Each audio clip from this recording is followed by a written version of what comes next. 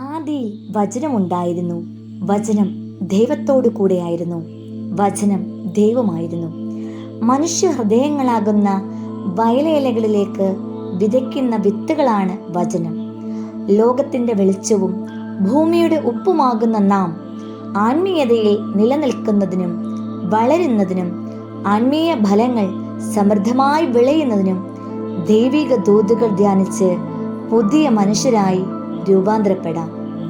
അർപ്പണത്തിന്റെ പൂർണ്ണ നിശ്ചയം പ്രാപിക്കുന്നതും കണിശമായ ദൈവവിളി കേൾക്കുവാനും ഉള്ള ധ്യാന നിമിഷങ്ങളാണ് ആരാധനയുടെ നേരങ്ങൾ. കൂപ്പ് കൈകളോടെ അവൻ കൽപ്പിച്ചരുളുന്ന വർത്തമാനങ്ങൾ ഒരു വേള കാതു തുറന്ന് കണ്ണുകൾക്ക് തുറവി നൽകി നമുക്ക് കേൾക്കാം.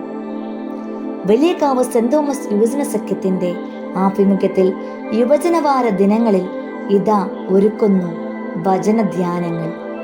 ദൈവരാജ്യത്തിന്റെ സാക്ഷികളായി, നീതിയുടെ മക്കളായി, സംഘബോധത്തിന്റെ തെളിമയിൽ ധ്യാന നിമഗ്നരാകാം. അതിനായി പ്രാർത്ഥനയോടെ പങ്കുചേരാം.